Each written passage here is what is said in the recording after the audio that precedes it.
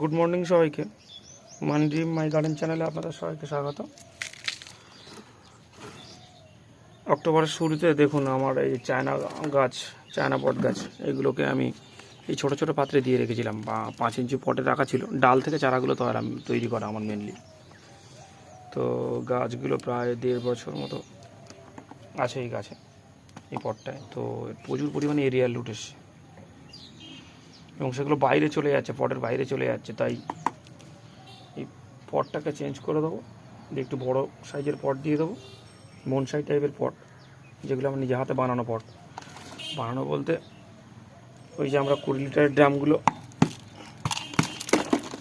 কিনে থাকি, তার মাথা কাটার পরে এই অংশটা মুখটা কেটে নিয়েছি, তো এই পটেই দিয়ে দেবো। আর যেহেতু প্রচুর পরিমাণে এরিয়াল রুট এসছে, এই পুরোনো মাটি খুব বেশি একটু কমিয়ে দেবো, খুব বেশি কমাবো না।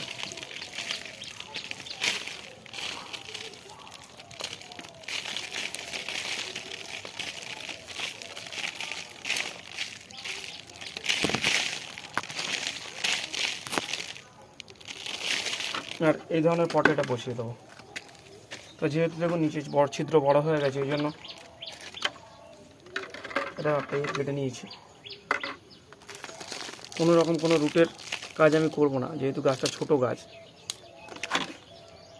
এবং ডাল থেকে করা।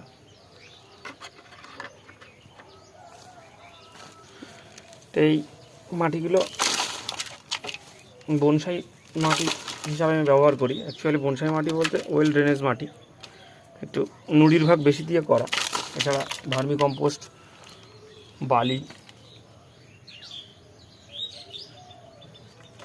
মাটি কমাতে হবে, হাড় গুঁড়ো, শিংকুচি অল্প পরিমাণে, মোটামুটি যেগুলো দেওয়া থাকে আর কি, প্রায় সবগুলোই তো দেওয়া আছে। আর এই এরিয়াল রুটগুলো দেখুন, যেগুলো বাইরে চলে যাচ্ছে পটের, সেগুলো আর পটের বাইরে যাবে না, সেইভাবেই করবো। এগুলো সরাসরি যাতে নিচে নামতে পারে সেই হিসাব করে এটা এই পটটা আমার দেওয়া একটু ফেলিয়ে বসাবো, মানে এই স্টাইল করেই বসাবো।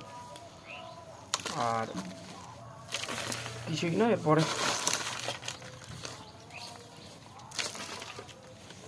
এই বনসাই সয়েল দিয়ে ভর্তি করে দেবো। আর এরিয়াল রুটগুলো সবগুলো হয়তো নিতে পারবো না, যতগুলো ঠিকঠাক গ্রোথ আসবে সেগুলোই নেব। প্রচুর বর্ষার পরে তো অ্যাকচুয়ালি কোন রুটগুলো যে আসলে থাকবে আর কোনগুলো থাকবে না, এবং এইটা মাটি ভরাট করার সময় দেখবো যেন কোনো রকম কোনো ফাঁক না থাকে। আর যেহেতু বর্ষার প্রচুর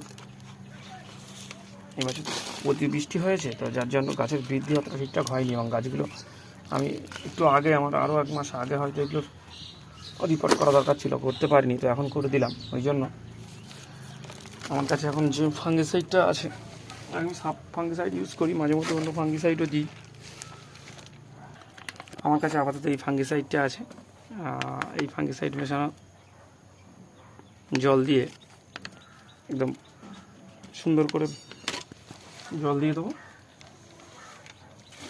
এই যে ফাঙ্গিসাইড মেশানো জল আমি তৈরি করে নিয়েছি, নিয়ে গাছটাকে সপ্তাহখানিকের জন্য সেমি শেডে রেখে দেবো। আর এগুলো তো সম্পূর্ণ ট্রেনি বনসাই, মানে এগুলো বনসাই হতে মিনিমাম আরও 3 থেকে 4 বছর সময় লাগবে মোটামুটি একটা বনসাই শেপ আসতে। এখন এর ওয়ারিং থেকে শুরু করে কিছুই করিনি। এই যেগুলো দেখছেন সম্পূর্ণ নিজস্বভাবে ডাল যেভাবে হয়েছে সেভাবেই। আর ওয়ারিং করব আমি নিজস্বের জন্য। এবারে এই পটে গাছটা সেটিং হয়ে গেলে তারপরে ওয়ারিংয়ের কথা ভাববো। তো ধন্যবাদ বন্ধুরা, দেখতে থাকুন। আরও একটা বনসাই আমার একই রকম পটে ছিল, এটাকেও আমি ওই একই রকম পটে বসিয়ে দেবো। আর এই ধরনের ভিডিও যদি আপনাদের ভালো লেগে থাকে তাহলে আমাদের চ্যানেলটাকে সাবস্ক্রাইব করে দেবেন আর